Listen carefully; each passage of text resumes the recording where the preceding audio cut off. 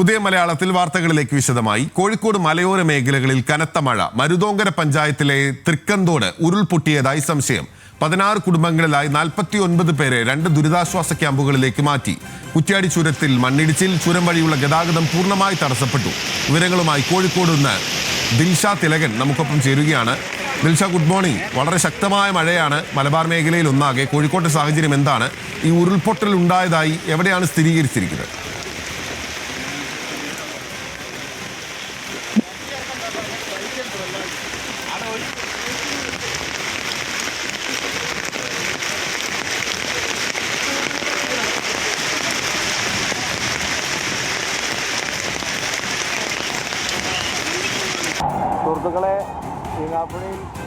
ദിൽഷ, കേൾക്കാമെങ്കിൽ മലബാറിലെ മഴ സാഹചര്യം എന്താണ്? കോഴിക്കോടാണല്ലോ ഇപ്പോൾ ശക്തമായ മഴ. മലയോര മേഖലകളിലെ മഴ സാഹചര്യം, ഇപ്പം ഈ ഉരുൾപൊട്ടൽ ഉണ്ടായ സംശയമുള്ള ആ സ്ഥലത്തെ അവസ്ഥ എന്താണ് ദിൽഷ?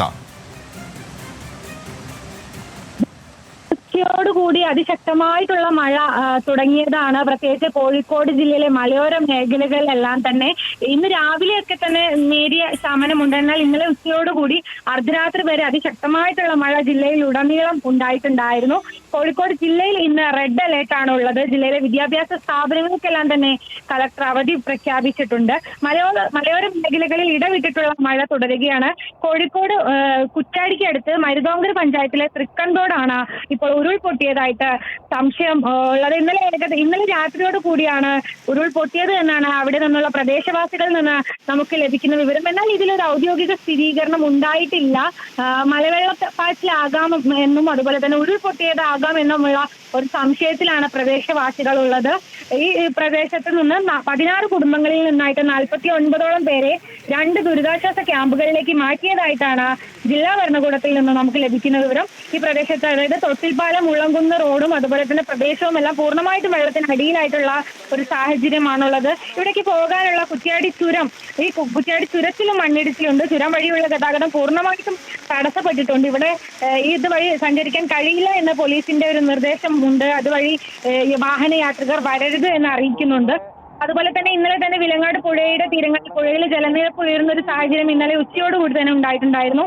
ഈ പുഴയുടെ തീരങ്ങളിൽ താമസിക്കുന്നവരെയൊക്കെ തന്നെ അടിയന്തരമായിട്ട് മാറ്റിപ്പാർപ്പിക്കാൻ ജില്ലാ കളക്ടറുടെ നിർദ്ദേശമുണ്ട്.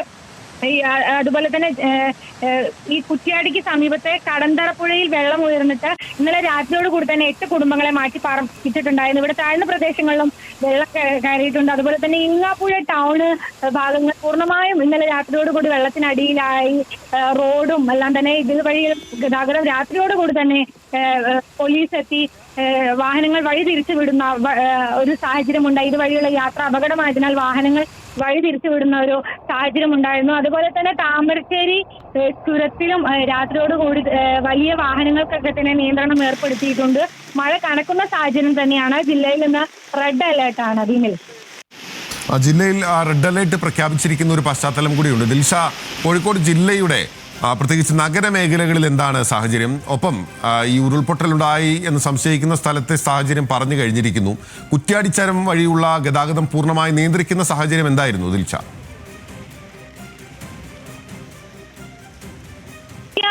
ചുരത്തിൽ ഇന്നലെ രാത്രിയോട് കൂടി വലിയ രീതിയിലുള്ള മണ്ണിടിച്ചിൽ ഉണ്ടായിട്ടുണ്ടായിരുന്നു. ഇതുകൊണ്ടാണ് ഇതുവഴിയുള്ള ഗതാഗതം നിരോധിച്ചിട്ടുള്ളത്. അതിനു മുൻപ് തന്നെ താമരശ്ശേരി ചുരം വഴിയുള്ള ഗതാഗതം പോലീസ് നിയന്ത്രിച്ചിട്ടുണ്ടായിരുന്നു. വലിയ വാഹനങ്ങൾ ഇതുവഴി വരരുതെന്ന്, വരുന്ന വാഹനങ്ങൾ വഴി തിരിച്ചുവിടുന്ന ഒരു സാഹചര്യം ഉണ്ടായിരുന്നു. അതിനുശേഷമാണ് കുറ്റ്യാടി ചുരത്തിൽ ഇതുപോലെ തന്നെ വലിയ രീതിയിൽ മണ്ണിടിയുന്നു, ഇതുവഴിയുള്ള ഗതാഗതം നിരോധിക്കുന്ന ഒരു സാഹചര്യം ഉണ്ടായത്. കോഴിക്കോട് ജില്ലയുടെ മൊത്തത്തിലൊരു കാര്യം പറയുകയാണെങ്കിൽ ഇന്നലെ ഉച്ചയോടുകൂടി തന്നെ നഗരപ്രദേശങ്ങളിലും മലയോര മേഖലകളിലും ഉൾപ്പെടെ അതിശക്തമായിട്ടുള്ള മഴ തന്നെയായിരുന്നു ഉണ്ടായിരുന്നത്.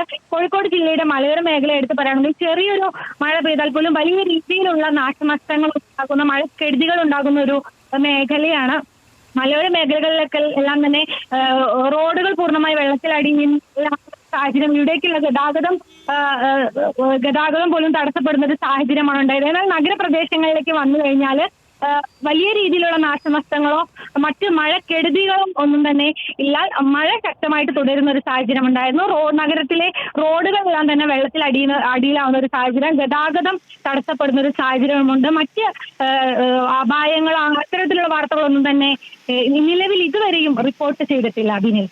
ഓക്കെ, ശരി.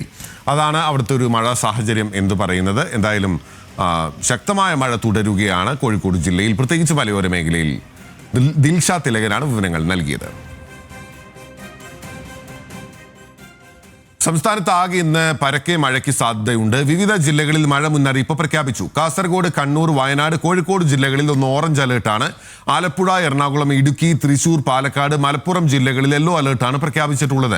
രാജസ്ഥാന് മുകളിൽ രൂപപ്പെട്ട ന്യൂനമർദ്ദം ശക്തി പ്രാപിച്ച സാഹചര്യത്തിൽ സംസ്ഥാനത്ത് വരുന്ന 5 ദിവസത്തേക്ക് കൂടി മഴ ശക്തിപ്പെട്ടേക്കും. മഴയ്ക്കൊപ്പം 40 മുതൽ 50 കിലോമീറ്റർ വരെ വേഗത്തിലുള്ള കാറ്റിനും സാധ്യതയുണ്ട്. മഴ സാഹചര്യം കണക്കിലെടുത്ത് കാസർഗോഡ്, കണ്ണൂർ, വയനാട്, കോഴിക്കോട്, തൃശൂർ ജില്ലകളിലെ വിദ്യാഭ്യാസ സ്ഥാപനങ്ങൾക്ക് ഇന്ന് അവധി പ്രഖ്യാപിച്ചു. തീരദേശവാസികൾക്കും മത്സ്യത്തൊഴിലാളികൾക്കും കാലാവസ്ഥാ നിരീക്ഷണ കേന്ദ്രം പ്രത്യേക ജാഗ്രതാ നിർദ്ദേശം പുറപ്പെടുവിച്ചു.